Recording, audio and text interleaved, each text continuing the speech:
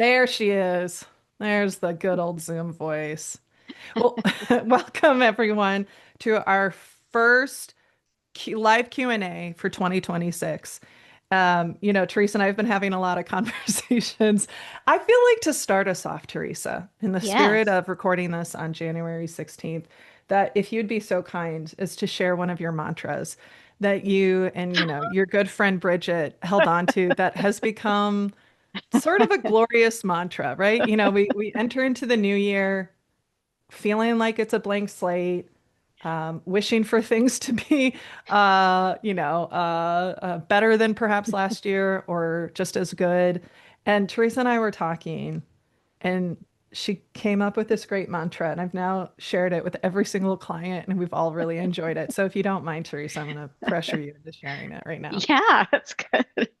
Um, this is the kind of wisdom you come up with when you have breakfast with a friend at like 7 o'clock on a Saturday morning, because that's the only time you're going to see one another and kind of balancing like the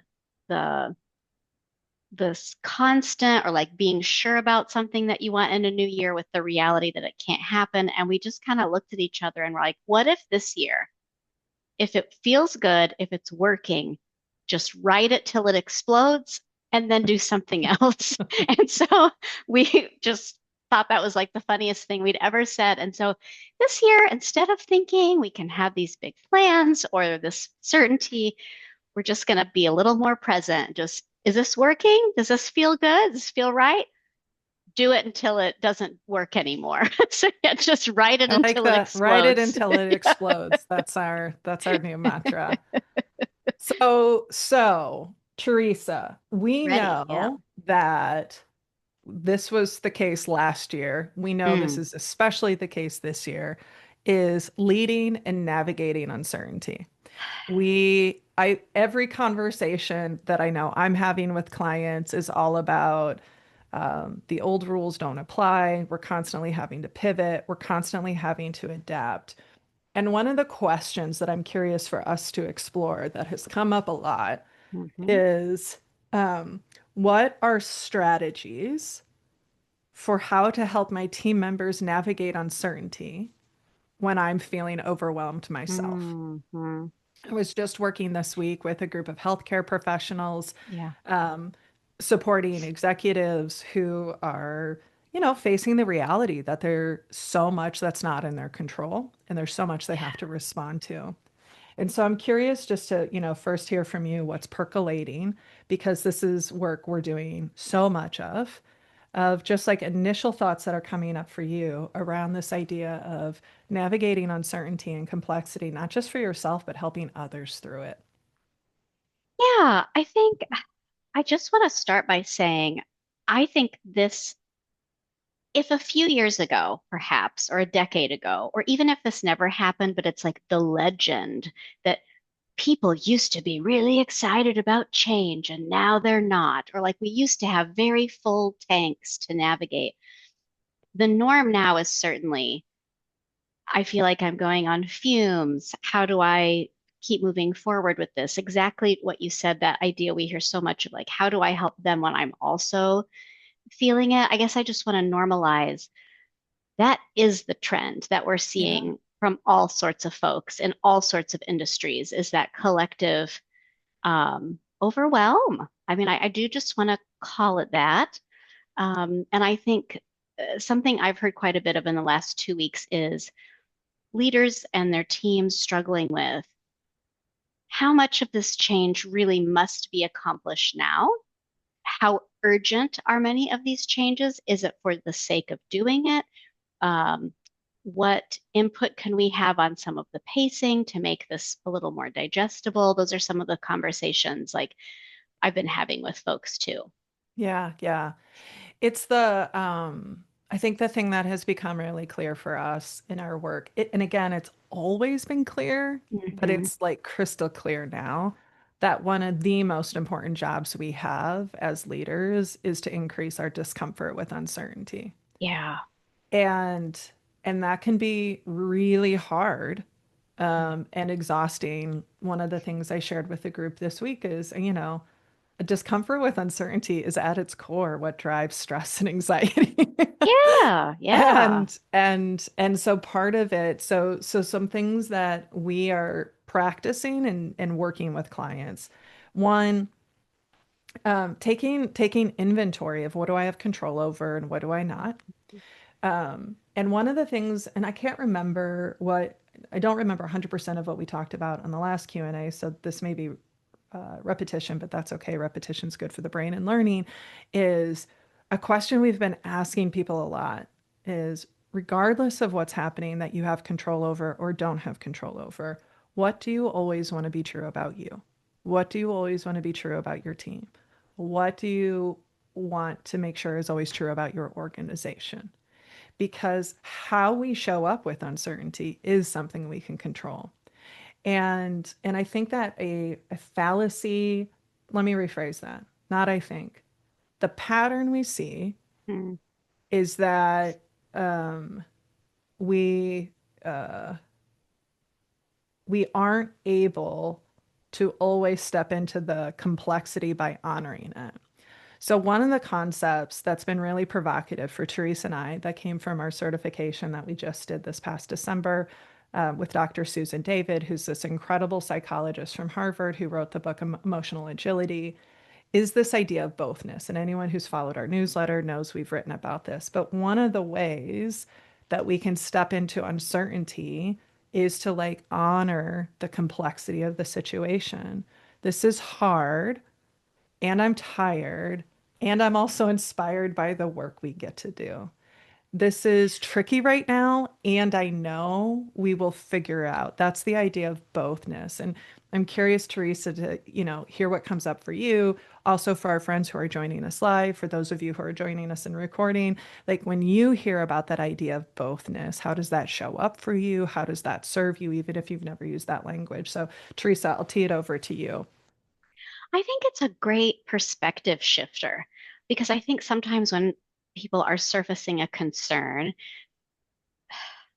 we can see what's right in front of us. Maybe it's the concern about the pace, the concern about the direction, the concern about capacity to pull it off.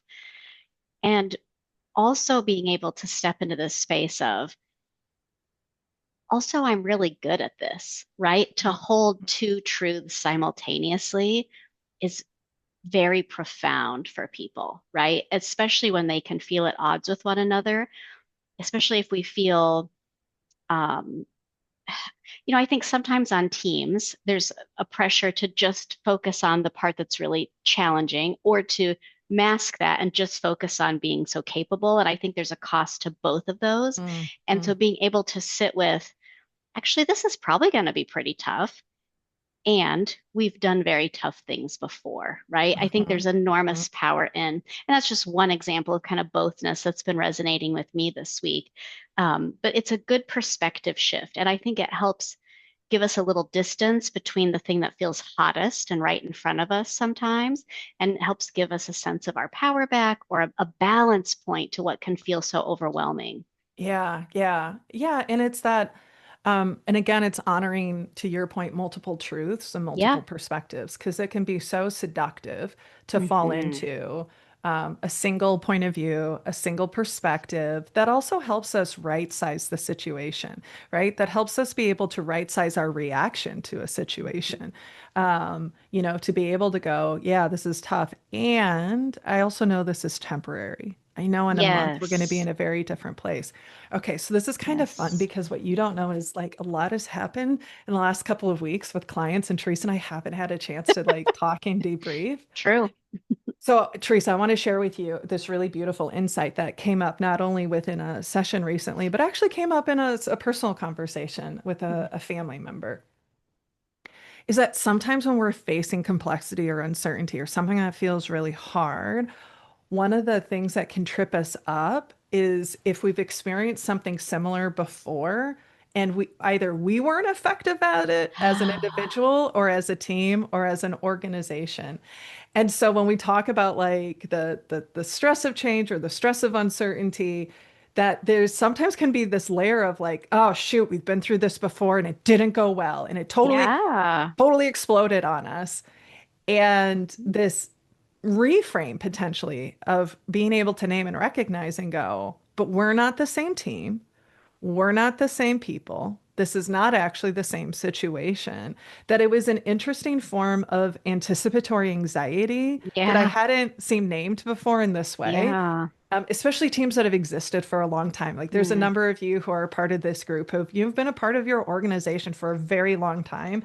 And so the assumptions are there because they've proven themselves and they're still just assumptions. And so I'm curious like what comes up for you, Teresa, as you hear me talk about like that other form of sort of unnecessary stress Ah, that we can add to ourselves, especially if we've gone through something similar, it didn't go well, or it felt really, really hard, forgetting that or losing sight of, and we're fundamentally different now than we were then.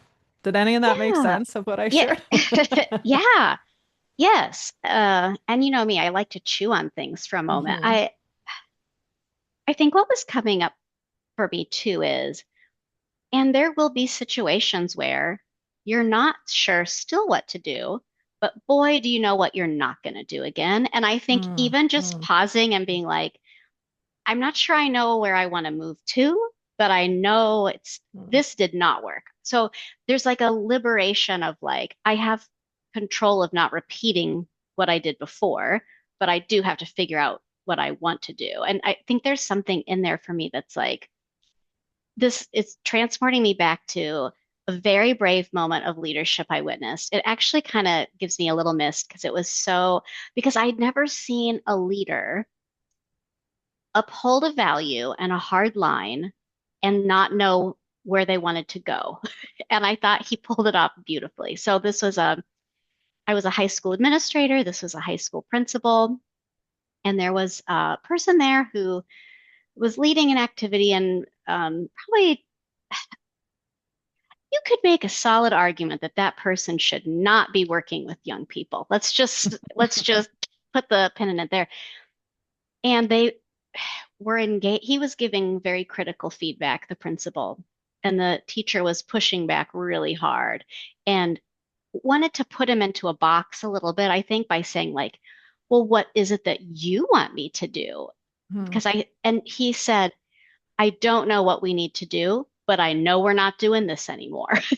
Like, it was so beautiful and firm. And also, like, we know leaders feel trapped in having the right answer or that assumption that they must have the right answer every moment. I felt like it was just a beautiful example of witnessing someone who's like, I actually don't know what the answer is, but it's not this. And I mm, mm. loved everything about that moment.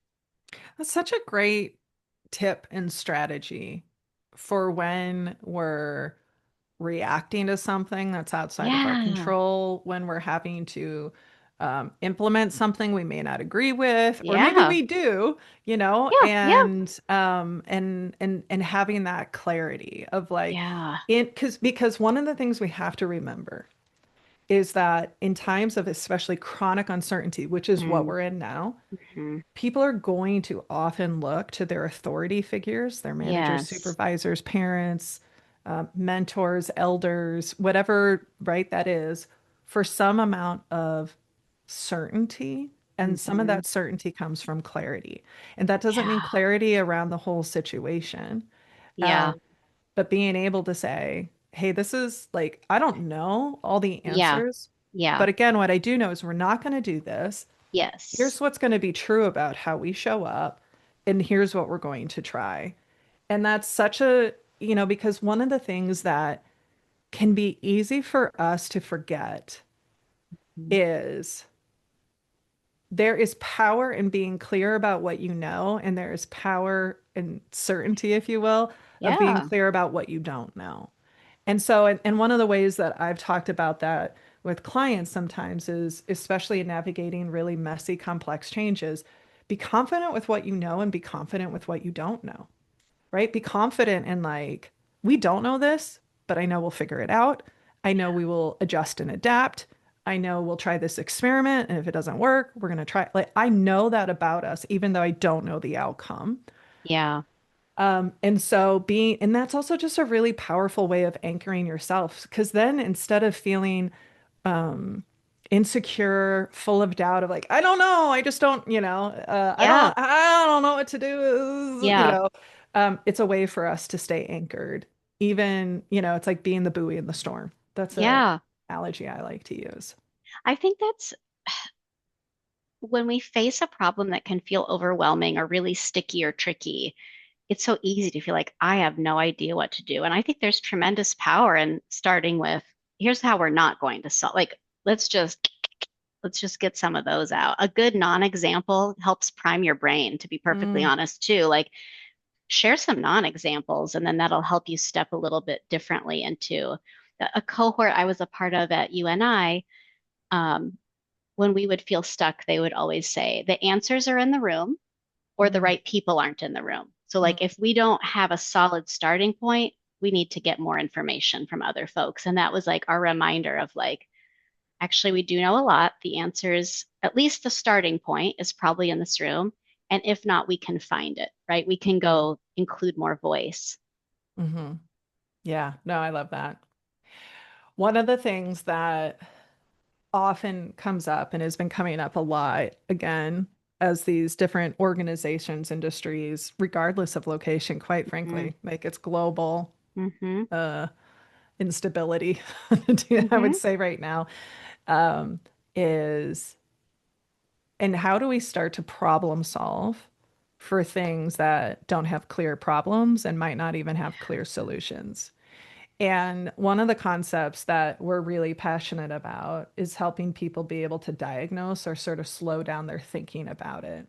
So one of Hmm. the tips that I want to share with you all and one that we use a lot with leaders and individuals. I'm flying down to Florida next week to work with banking presidents to do some deeper strategy work around these complicated, sticky issues.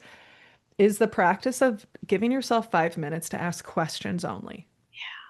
And the reason this is such a powerful exercise, and this is not necessarily something we created, this comes from research around innovative thinking, is that it does a couple of things. And when I say questions only, I mean literally like we're all just going to come up with as many questions as we can around this situation.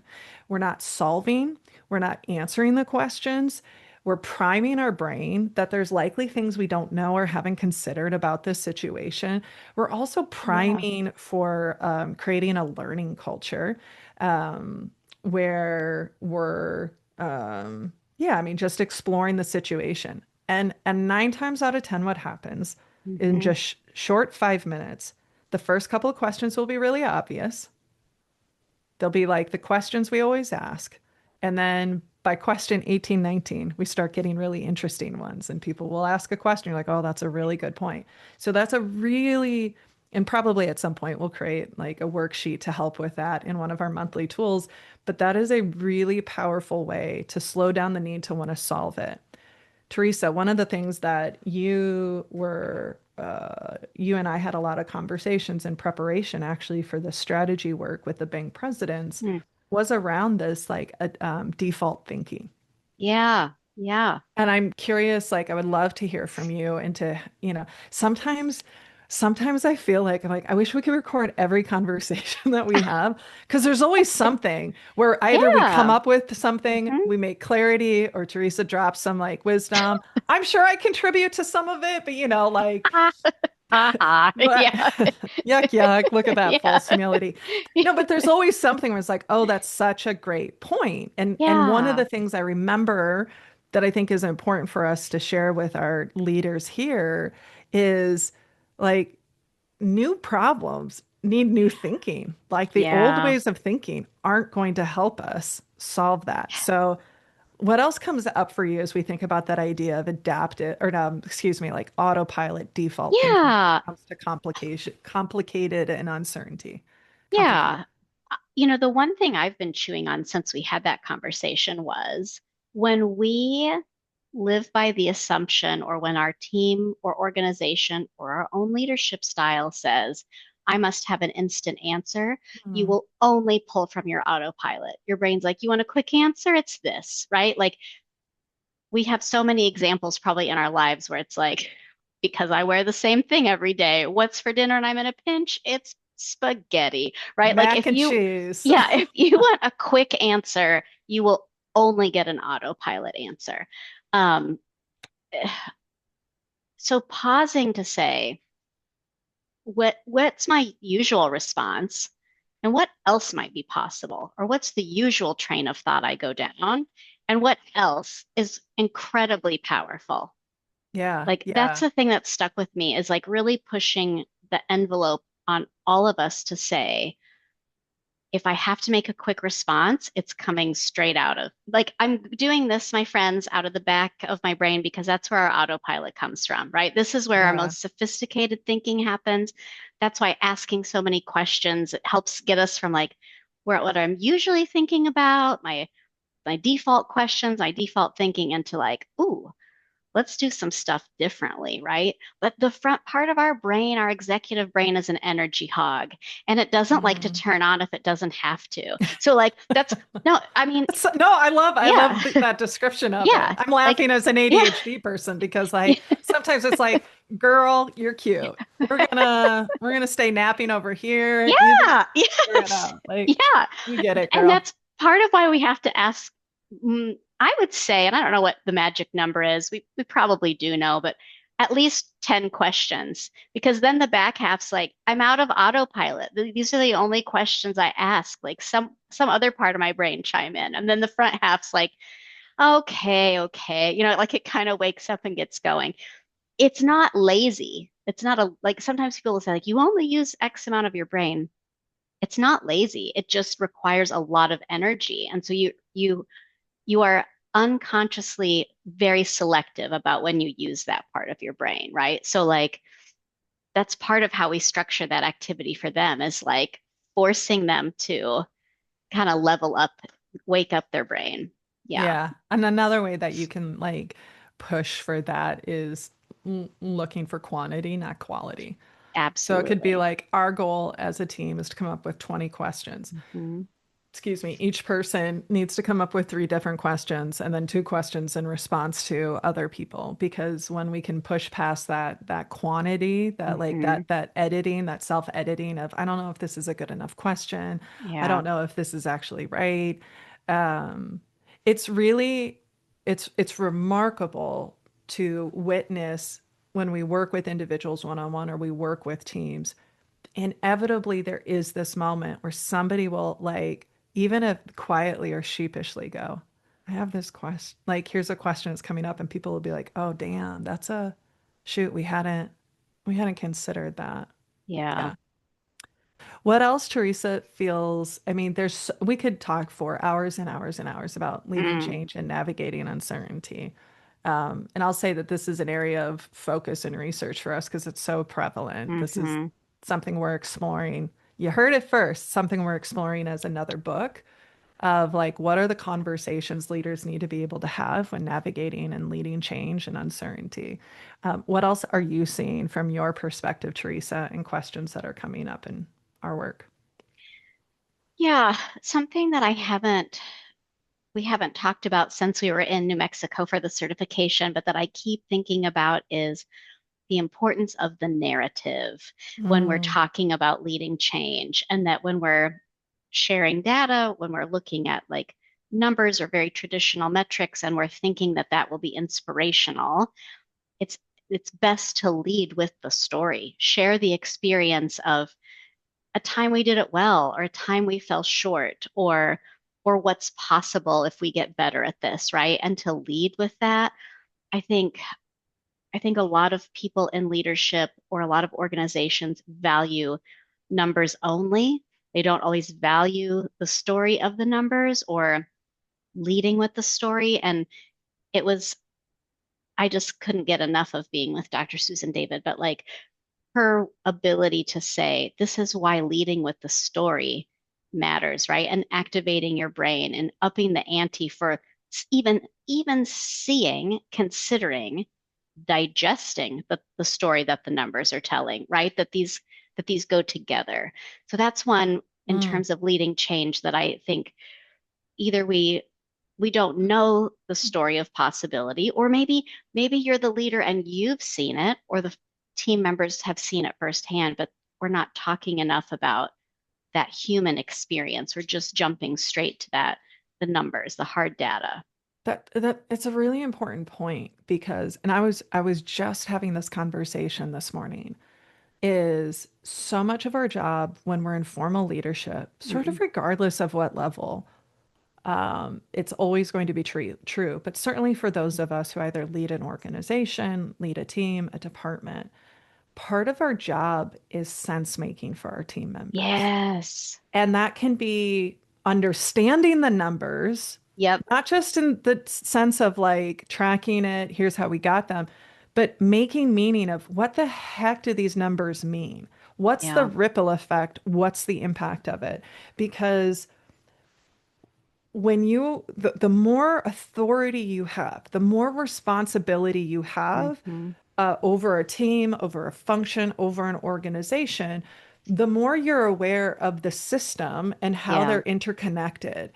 And, we were just talking about this with our colleague, Elaine Lynn Herring, that expert blindness is a very real thing, meaning because I know something, because I can look at this data and know what the consequences are, because I can hear this, like feedback from a client, because I can see the drop in revenue, because I can, Mm-hmm. whatever, X, Y, and Z. It's so easy when things become easy for us because of our expertise, because of our experience, because of our technical knowledge and prowess, because of our natural curiosity, whatever that is, to assume that other people see the same story.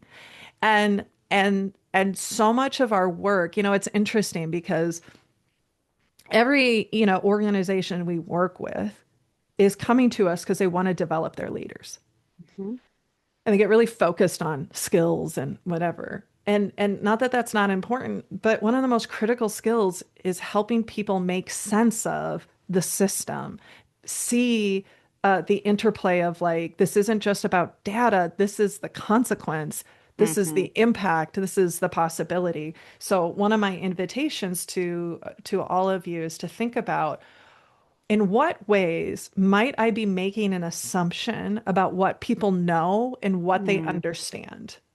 And how do I help increase sense making or make sense for Yeah. them about that information? Because sometimes what this can show up as is resentment or frustration.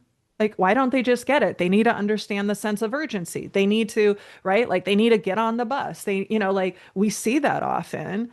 We've all felt that, right? Whether it's as a parent or, Mm-hmm. like in our own Mm-hmm. worlds that we're Yeah. leading. And instead of like pausing to go, what do I know in my position of authority that they just don't know? And how do I help them see that? How do I help them see the system and the interconnectedness? And one way of that is what's the narrative I'm telling to help people see the connection between everything? Yeah.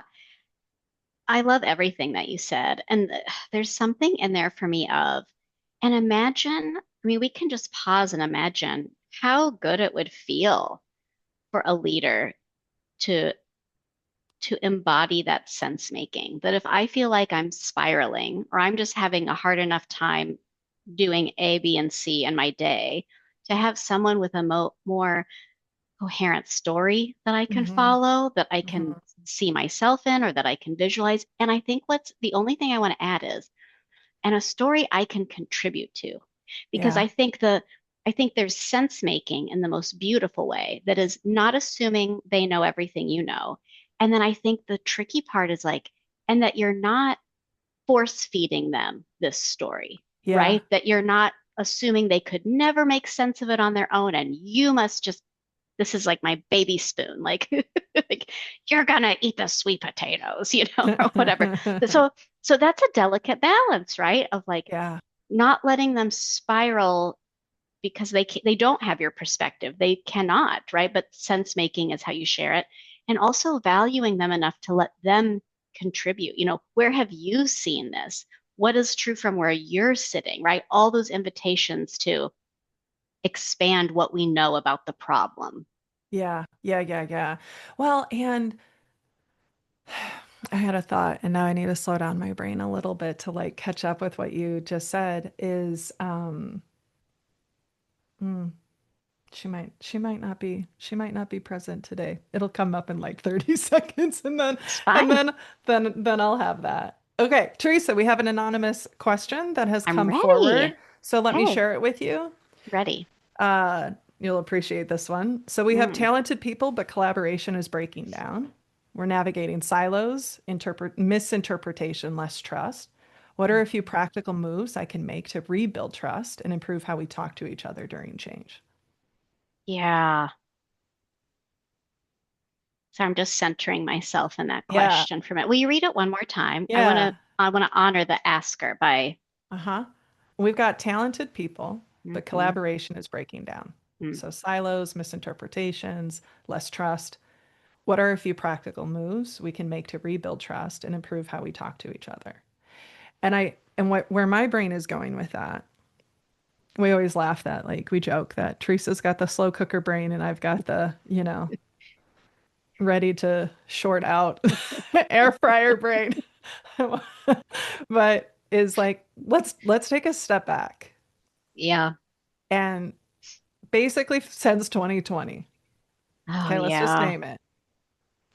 Every human has been under a level of stress that our bodies weren't designed to tolerate, Hmm. a level of uncertainty they weren't designed to be able to Yeah. process. So all of that's to say is the gas tank is low for uncertainty. We drain so much faster. Yeah. And so before we get into like strategies, let's just normalize that distrust is a common symptom, side effect. I don't know what I want to say. Yeah. When teams are under perpetual states of stress and Hmm. uncertainty, it's a normal part of the change process, actually, is to like have some doubt about it before we see the consistency and move our way through. Um, and something we're a broken record on is when the brain is missing information Mm. or missing information that it trusts, I'll say it that way, Yeah. it will always, almost always, likely, we'll say likely, Highly likely. highly likely. It's good. I like that. So when the brain is missing information, it's highly likely that it'll go to doubt and Yeah. then distrust. And so, but what I appreciate about this question is like there's an acknowledgement of like we're capable of this, Yeah. which is different than like it's a total shit show here and I Yeah. don't know how to like navigate it. So, so I Which want to is like, how a fair amount of calls start, just for the record. And we're here for yeah, all of you. yeah, But yeah, yes, yeah, leading with the like, we've got a talented crew. yeah, yeah.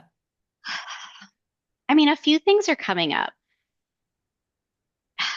When we're thinking about situations where people are really talented, really capable, they can likely still pull off what needs to be done without interacting with one another. And that's part of the tricky part to overcome, right? Yeah. We But can I be was work very effective Oh, at like yeah. regardless of the level of like functionality we're Yes. experiencing. Yes. Yes. And something else coming up for me is, and then as we pull away, of course, like then that's a condition for that kind of perpetual distrust, or it becomes Yeah. easy to stay stuck in low trust because we're never having any meaningful interaction. We aren't coming back together. We have separate victories now, or we're taking credit for victories Mm. instead of seeing where we're contributing, right? And I was talking to someone, I think it was last week, and someone who was like, I need to start moving the needle, and I do not have the time, energy, fill in the blank for some big team thing. And the thing I pushed them to think about is who are the key players? Hmm. Who are the really influential folks that if you can get some traction with a few of them talking, working, sitting side by side, not nose to nose against a new problem? Because I think sometimes this is my 2026 energy, or like preservation of energy. I think Mm. sometimes leaders or team members want to let's time travel to 3 years ago and to completely rehash this moment. And maybe that serves you. And I'm almost willing to bet it might not. Like there might be some peacemaking. I don't know how many new paths start by peacemaking an old thing. I Mm, think new paths are often formed by here's the challenge in front of us right now. How are we all going to meet it? And I mhm, have found, like in the last 6 months, this new traction is more likely to lead to an older repair, an older mm, acknowledgement mm, than thinking mhm. we need to, let's get in the same room. We got to heal this old thing that happened. And then we can talk about, I don't know, I'm flipping that on its head a little bit. I'm a little bit like, let's come together right now, January 16th or whatever this actual date is. Let's look forward together at this. And then we can talk about where we've missed the mark previously and how we're avoiding it. So I think that's it's something I'm leaning into experimenting with more because I think, boy, you can use up a lot of energy and probably a lot of goodwill rehashing an old thing that nobody's maybe ready for just yet. That's not egregious, to be clear. This was a standard rub, department split, reorg, I don't fill in the blank, right? Nothing egregious, just the rubs that get us into the silos, that keep us in that perpetual distrust. So that's what's coming up for me, like where I've shifted even how I'm describing how we might meet that moment initially. Yeah, and and this is such a great example of there's not a one size fits all Yes, approach. And anyone yes, who tells you otherwise is yes, lying and doesn't understand the complexity of humans. yes, Which is why yes. any of you who've ever worked with us know, whenever we start talking about like trust between humans, the answer is Yeah, always it depends. There's something yes. you said very quickly though that I want Oh, to tease out yeah. that is such an important, simple, Mm, simple mhm, strategy, which is thinking about physical space and geography. mm, So you often say, Teresa, mm. like when we're in conflict, it's like we're nose to nose. Yes, Instead of looking at the like, how do we get side by side and yes, looking at the problem together. So even the simple act of yes. um, uh, pulling people into a room that doesn't have a table where we can be like, have a Hmm. barrier between us, where we're all facing a screen of like, this Yes. is the problem, right? Yep. So some of Hmm. it is, it seems so Hmm. simple, but there's so much power in being intentional about geography, is what I Yeah. would call it from my coaching training. So that could be as simple as I'm literally going to sit next to you. That could be as simple as let's go for a walk side by side and talk Mm. about this problem so that we're physically putting ourselves next to each other, looking at the problem Yeah. instead of seeing it. So I wanted to just like tease that out as a very specific strategy. Sometimes people do this when they're like, I don't know, doing big team events. And like, we got to split them up. We got to mix them up because people will naturally Mm. they'll naturally go to who they're most comfortable with, which is like, their tribe, their people, their team, the people they spend the most amount of Hmm. time with. So I wanted to just name that. And then the other thing is, and this is something because all of you have access to all of our courses that are on, we talk about this in our collaboration module or building trust, but it's that collaborative commitment. It's that calibrating. So Yeah. I think that one of the things I want to say is if I'm the leader of a team or teams, and I genuinely and truly believe that we're talented enough to move past what's happening, Mhm. repair is possible then. Moving Absolutely. forward is possible. If I don't actually believe that's possible, that's a whole different strategy. So if you're coming at it from a place of, Yep. man, if people could just get out of their own way, we're so capable, we're so whatever, that can be the starting point of the conversation.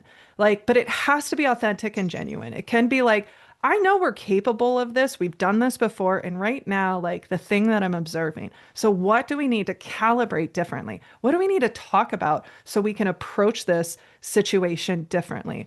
Because the thing I will tell you is trust is an output. Mm. It's an output of creating an environment where people can share and listen. It is an output where people aren't minimized and dismissed and demeaned. It is an output.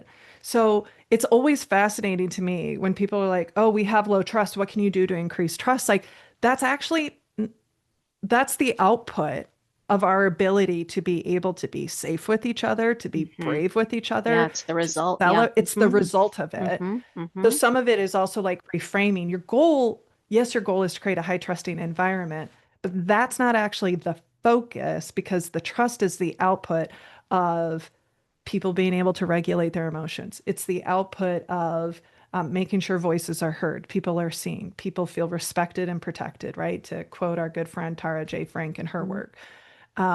So that's, yeah, I think we could go on and on about this. So, one final thought from you, Teresa, because we have another Yeah. question that I think is Yes. important that came I in. think you did a wonderful job of talking about even like the physical or the geography and how you would use it. And if I were in a virtual or hybrid Mm, team, you can use it the same way and name what you want people to do, mhm, right? Like I love how you led Sarah with like, this team is so talented.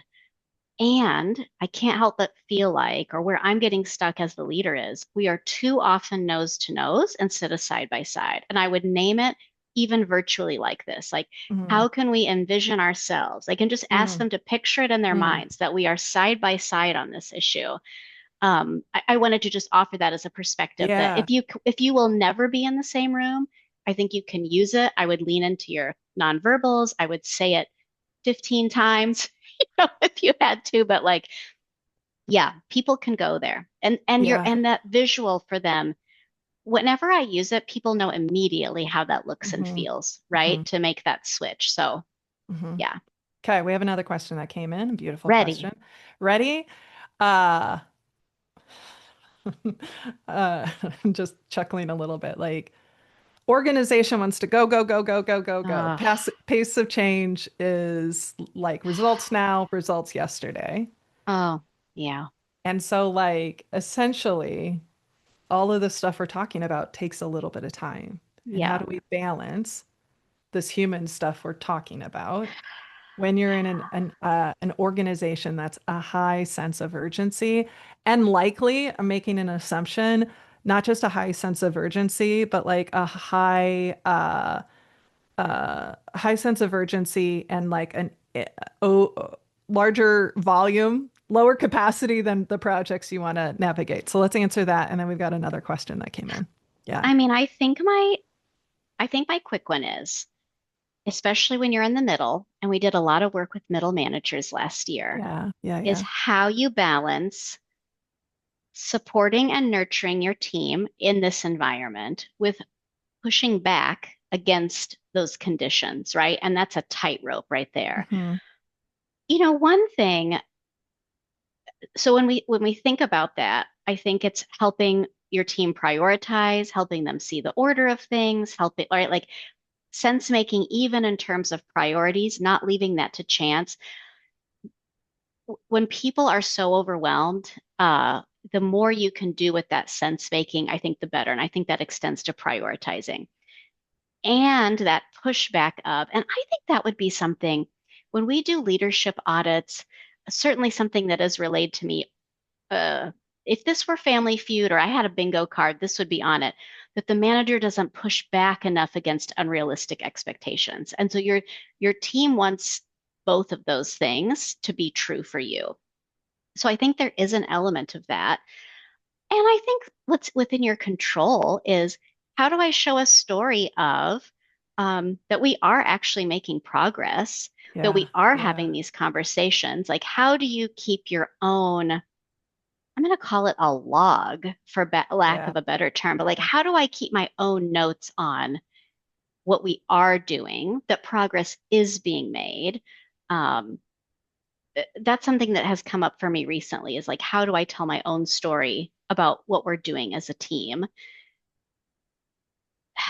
And I think this is a hard one. And I mean, this one's heavy on me this week from a client, right? So like the reality of this one feels ripe for me. yeah, yeah. I want to go to the last point you made, which was Hmm. about like how do we make sure that we're naming, celebrating, and sharing the progress we've made, Yes. which becomes really important when the projects we're working on are not quick fixes, which becomes really Yes. important when maybe we've learned something really like meaningful.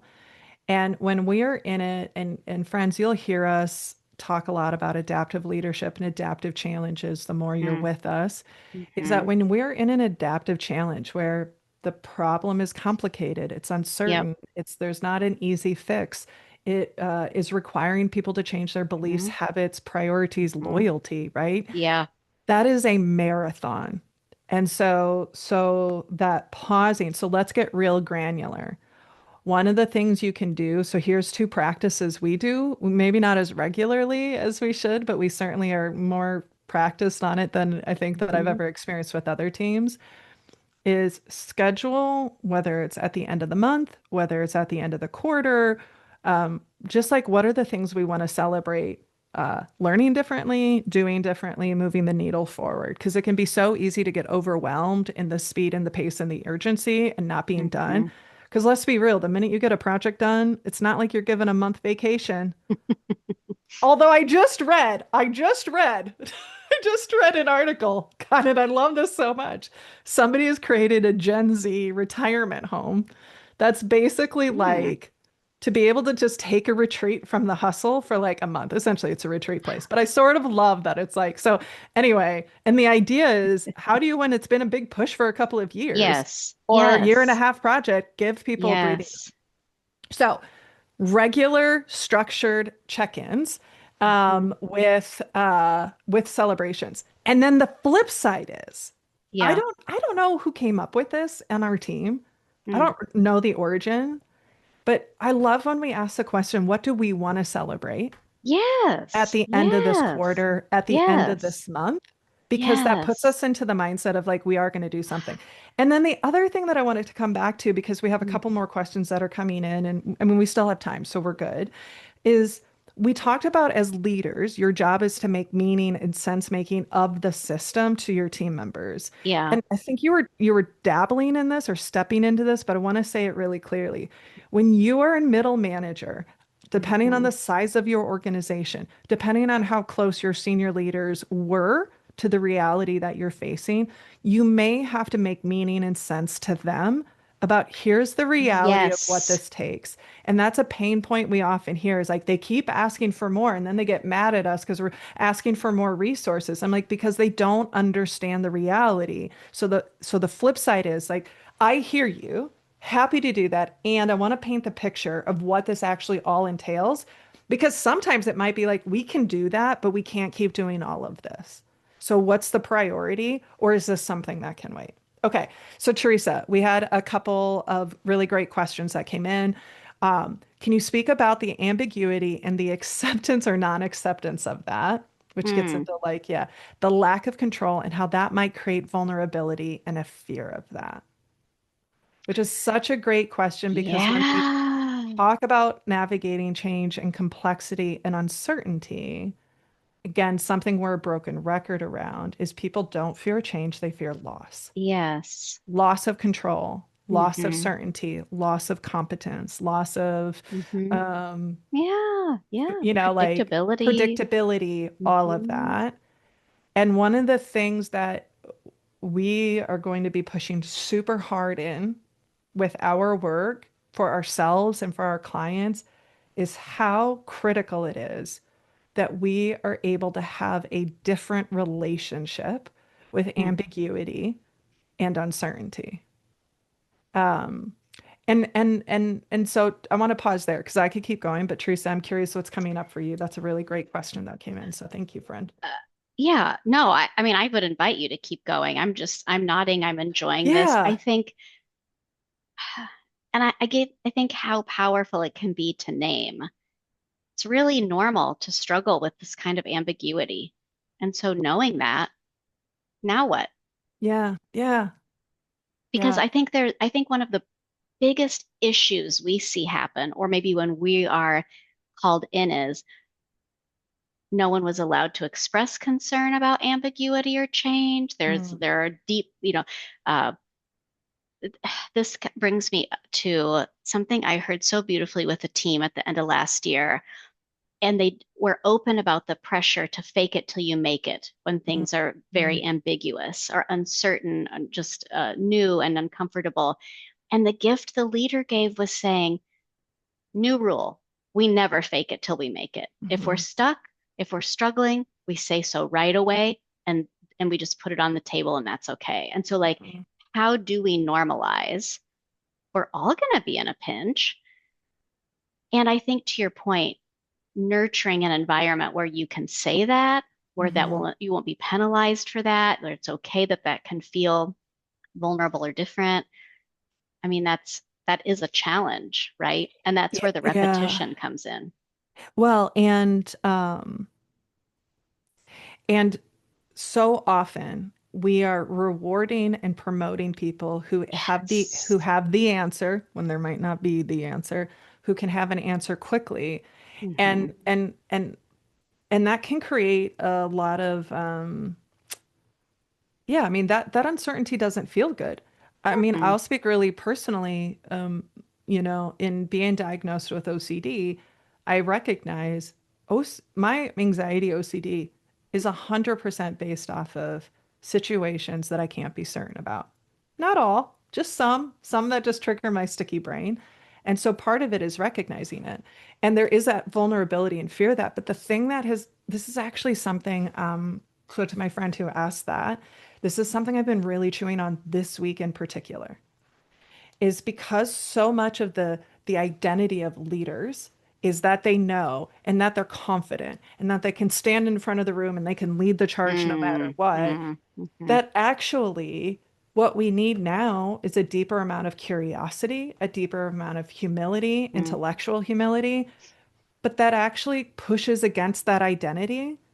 And so the thing that I've been chewing on, and Teresa, you and I haven't had a chance to like Yeah. talk about this, is I'm learning for myself that my comfort with ambiguity and my deep disciplined practice of Mm, curiosity can sometimes send a message that I'm not knowledgeable or confident about the situation because I'm mm, not leading out front. And Nick and I were actually talking about this. Like some of the mm, best leaders we've ever had the privilege to work with are mm. ones that ask questions, that Yeah. recognize there Yes. isn't a quick solution. Yeah. And in some level that worked against them. They're like, I know the vulnerability that was shared was maybe more Yeah. emotional vulnerability, Yeah. Yeah. but we have to name there is like a career vulnerability because if Yeah. the rule is that a leader is all knowing and a leader has the answers and they lead out front and you have to have strong executive presence, Right. by virtue of accepting ambiguity, you're pushing against that identity, which can make people who hold so strongly to that super Yeah. uncomfortable and can make them feel like you don't know what you're talking about Yeah. because they confuse curiosity with like low self-esteem, lack of confidence, lack of competence. Gosh, I could go on and on about that one. But like, Yeah.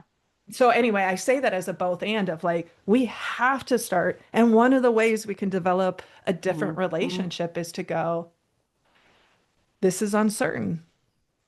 And Yep. what I'm certain about is, and we'll figure it out and we'll face it. Mm. But this is uncertain. We have no way to control this. Other thoughts that come up from you, Teresa, before we go to our last question? Uh, no, I just appreciate you articulating that because I think that's a watch out. And I think the more power and authority you have, the more you have to model Yeah. being comfortable with ambiguity, being comfortable saying it's going to take us a few days or a few weeks or whatever to get our minds around this one, and to celebrate people publicly in large or small ways, who have done the same. Hmm. And part of that embracing ambiguity goes back to that practice of bothness.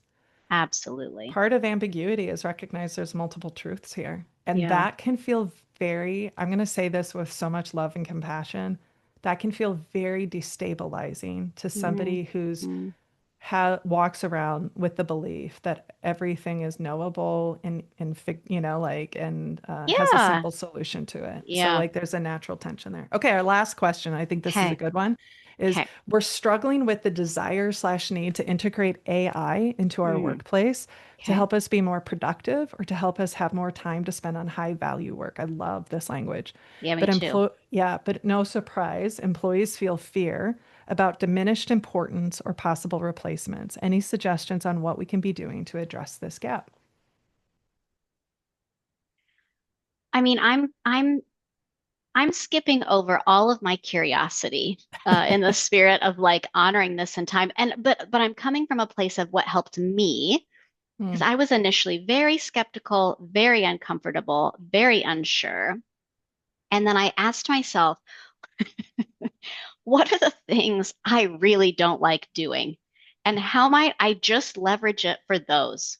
Like, Hmm. what if it could make this one thing I can't hardly stand easier?